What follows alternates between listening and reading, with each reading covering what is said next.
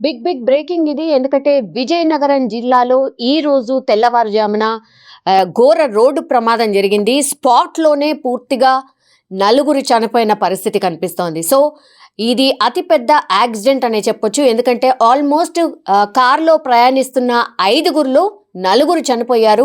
ఒకరి పరిస్థితి విషమంగా ఉంది. అండ్ వాళ్ళని హాస్పిటల్‌కి తరలించిన సిట్యుయేషన్ కనిపిస్తోంది.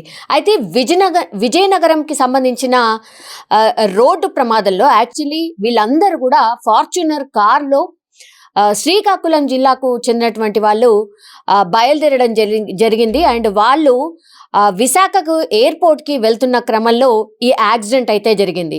యాక్చువల్లీ మనకు తెలుసు ఏపీలో తుఫాన్ అండ్ వాయుగుండం కారణంగా వర్షాలు పడుతున్న పరిస్థితి. అండ్ ఈ ఫార్చ్యూనర్ కార్ అంటేనే మనకు తెలుసు చాలా పెద్దగా ఉంటుంది, స్పేషియస్‌గా ఉంటుంది అండ్ లగ్జరీ కార్ కూడా.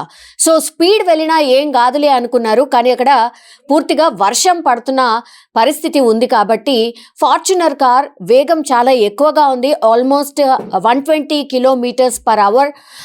ఇంత వర్షంలో కూడా ఈ ఫార్చ్యూనర్ కార్ స్పీడ్ ఉండడం వల్లే ఈ యాక్సిడెంట్ జరిగినట్టు కూడా ప్రాథమికంగా ఒక అంచనాకైతే వచ్చారు. బికాజ్ ఈ ఫార్చ్యూనర్ కారు ఇటువైపు అంటే రోడ్డుకి ఇటువైపు ఫార్చ్యూనర్ కారు ఉంటే అటువైపు లారీకి వెళ్ళి ఢీకొట్టి స్పాట్లో నలుగురు చనిపోయిన పరిస్థితి. అంటే దీన్ని బట్టి మనం అర్థం చేసుకోవచ్చు ఫార్చ్యూనర్ కార్ ఎంత వేగంగా ఉందో. అండ్ కంట్రోల్ చేయలేక ఇటు నుంచి అటు అంటే డివైడర్ని దాటి ఎదురుగా వస్తున్నటువంటి లారీని ఢీకొట్టిన పరిస్థితి. అంటే లారీ అతనిది ఏ మిస్టేక్ లేదు. బికాజ్ ఫార్చ్యూనరే ఇటు నుంచి డివైడర్కి అటువైపు లారీని ఢీకొట్టి పూర్తిగా స్పాట్లోనే ఐదుగురు చనిపోయిన పరిస్థితి. సో ప్రాథమికంగా అయితే ఒక అంచనాకైతే వచ్చారు. బికాజ్ స్పీడ్ ఒక కారణం కావచ్చు, అట్లాగే వర్షం కూడా ఇంకో కారణం కావచ్చు. సో డ్రైవర్ ఎవరైతే ఉన్నారో ఆయన అసిస్ట్ చేయలేకపోయాడు. అంటే వర్షం కారణంగా అంత స్పీడ్ వెళ్తే కంట్రోల్ అవ్వదు. ఆ తర్వాత యాక్సిడెంట్స్కి కూడా ఛాన్సెస్ ఉన్నాయని నిజంగానే డ్రైవర్కి ఒకవేళ అవగాహన ఉండుంటే వెళ్ళేవాళ్ళు కాదు. అండ్ ఈ మధ్య కాలంలో మనకు తెలుసు హైవేస్ మీద కూడా ఎంత స్పీడ్గా వెహికల్స్ వెళ్తున్నాయి అండ్ చాలా వరకు యాక్సిడెంట్లు కూడా జరుగుతున్నాయి.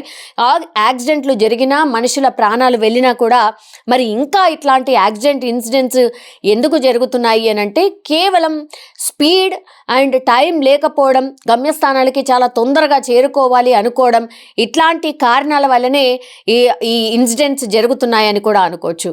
సో డ్రైవర్ ఒకవేళ నిజంగానే ఎక్స్పీరియన్స్డ్ డ్రైవర్ అయితే ఈ మిస్టేక్స్ చెయ్యరు. అండ్ ఇంకోటి ఏంటంటే కొంతమంది సెల్ఫ్ డ్రైవింగ్ చేస్తూ ఉంటారు. అండ్ కొన్ని టైమ్స్ కునుకు కారణంగా కూడా మేబీ ఇట్లా ఒక్కసారి రెప్పవాల్చినా సరే యాక్సిడెంట్ జరిగే అవకాశం ఉంటుంది.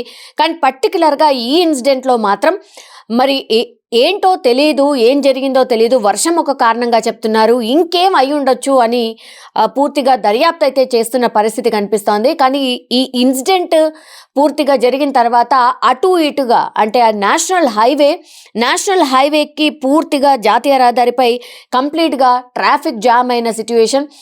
పోలీసులు కావచ్చు, అంబులెన్స్లు కావచ్చు, వాళ్ళందరినీ కూడా తరలించే లోపే కొన్ని కిలోమీటర్ల మేర ట్రాఫిక్ జామ్ అయిన పరిస్థితి కనిపించింది అక్కడ. అండ్ ఆ తర్వాత అందరినీ అంటే ఐదుగురు ఫార్చ్యూనర్ కార్లో ఉంటే ఐదుగురిని సమీప హాస్పిటల్కి తరలిస్తే ఆల్మోస్ట్ స్పాట్లోనే నలుగురు చనిపోయినట్టు ఆల్మోస్ట్ పోలీసులు అయితే ఒక నిర్ధారణకు వచ్చారు. కానీ ఇంకొక పర్సన్ కొన ఊపిరితో ఉండడం అయితే ఉన్నట్టు ఒక అంచనాకు వచ్చి అప్పటికప్పుడు సమీప హాస్పిటల్కి తరలించడం జరిగింది. వీళ్ళు మాత్రం పూర్తిగా శ్రీకాకుళం జిల్లాకు చెందినటువంటి వాళ్ళు. ఇది పోలుపల్లి జాతీయ రహదారిపై జరిగినటువంటి ఘటన ఇది. స్పాట్‌లోనే నలుగురు చనిపోయారు. ఆ తర్వాత డివైడర్‌ని దాటి ఎదురుగా వచ్చినటువంటి లారీని ఢీకొట్టడంతోనే ఈ ఇన్సిడెంట్ పూర్తిగా జరిగింది.